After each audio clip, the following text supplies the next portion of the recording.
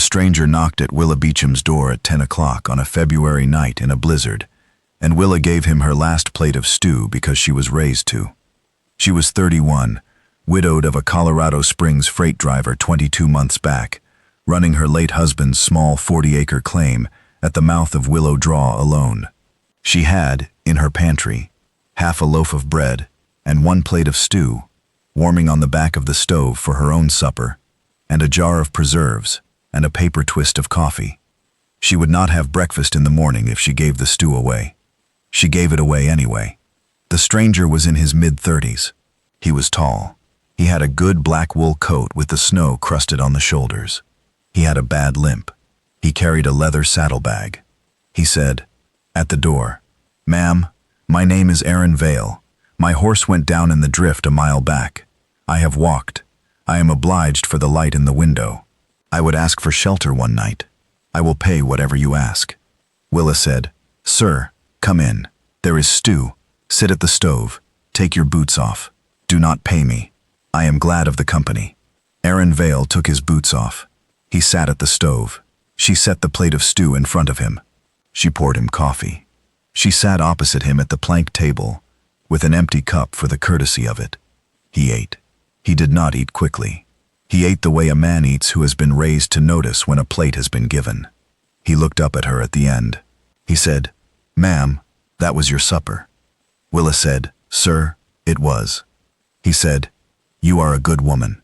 She said, "Please do not use large words. It was a plate of stew.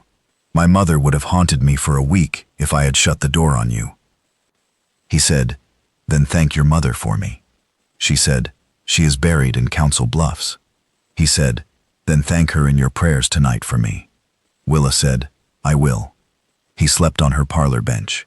She slept in her own bed. She rose at 4 and made a small pan of biscuits from the last of her flour and warmed the jar of preserves and set a proper breakfast on the plank table. He ate. He looked at her. He said, "Ma'am, may I ask your name?" And she said, "Willa Beecham." He said, "Mrs. Beecham. This claim, is it registered?" She said, "It is registered in my late husband's name, sir. It has been 6 months since I received a notice from the county land office that a widow needs to file a re-registration under her own name within 18 months of a homesteader's death. I have written to the land office 3 times. I have not received an answer." Aaron Vale said, "Mrs. Beecham, your letters have been lost. That is not an accident. The previous land agent, Mr. Pearl, was dismissed in January under charges of misappropriation. I am the new land agent.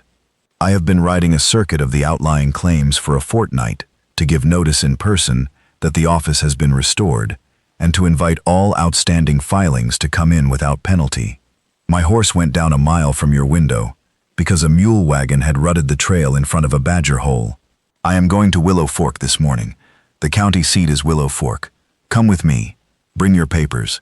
I will file your re-registration myself, and I will stamp it with today's date, which is 14 days inside your grace period, as recorded in the amended 82 rule.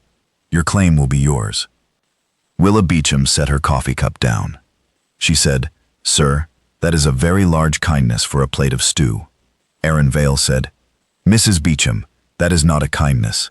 That is the work of the office I hold. That is the work Mr. Pearl declined to do. That is why he is dismissed. Please do not thank me. Please thank your mother again for me, and put on your coat." She put on her coat. He drove her to Willow Fork in her own buckboard, because his horse was still down in the drift. He walked her into the land office. He set her papers on the desk. He filed them himself. He stamped them. He handed the copy back to her. She was in Willow Fork 1 hour and 32 minutes. He said, on the porch of the office, "Mrs. Beecham." She said, "Mr. Vale." He said, "I am going to send a boy back to your claim with a horse tomorrow to help me dig my mare out of the drift. I will need to come back through your willow draw 4 times over the next 6 months as I go my circuit. I would ask permission to knock at your door on each of those 4 visits.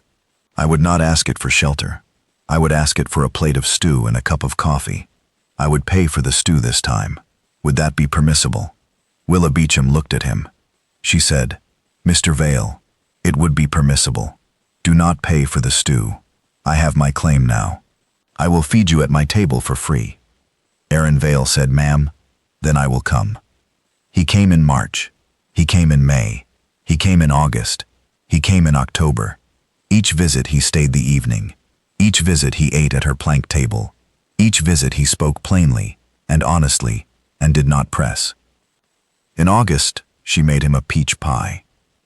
In October, he asked her, on the porch step at the end of his visit, whether she would consider corresponding with him over the winter with a view to a proper courtship in the spring, once the office's audit season was over and he could stop moving on horseback.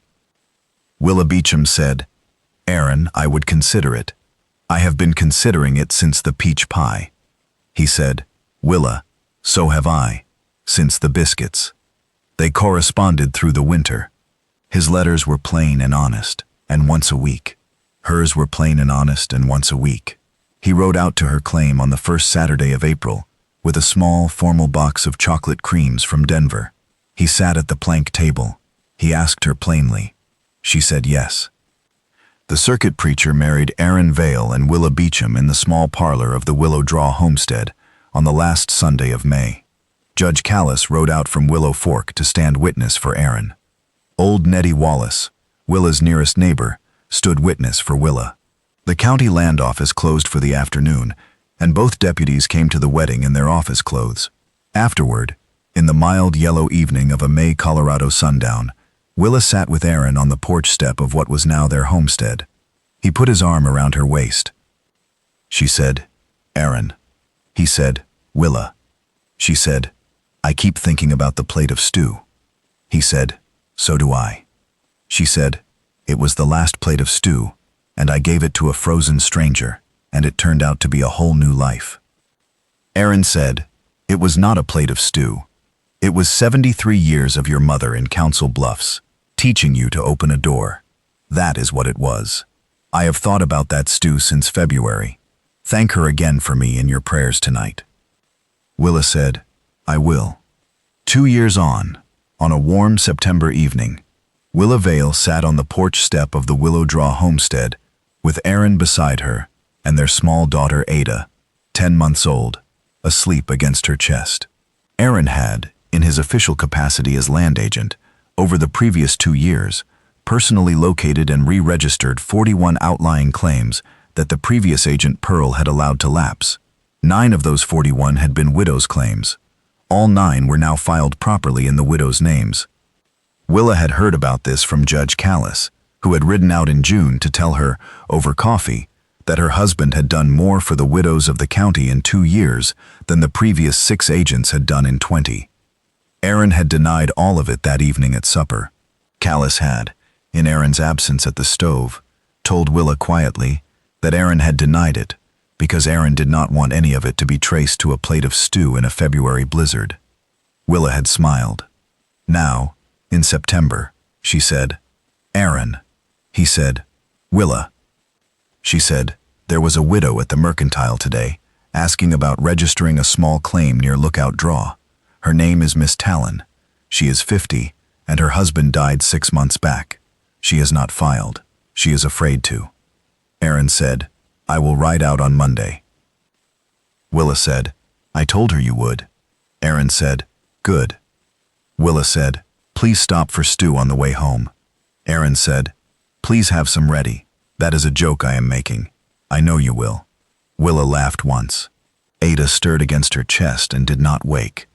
And Willa Beecham Vale, who had given a frozen stranger a plate of stew on a February night, because she had been raised to and had no other plan, put her cheek against her husband's cheek and understood that the good slow country had, in its good slow way, honored her Council Bluffs mother by walking a new land agent through her Willow Draw drift on the very night the old land agent's cheats had ripened, and had, over 1 plate of stew and 1 plain audit season, given her back not just her claim, but the whole rest of a household she had all but stopped believing in.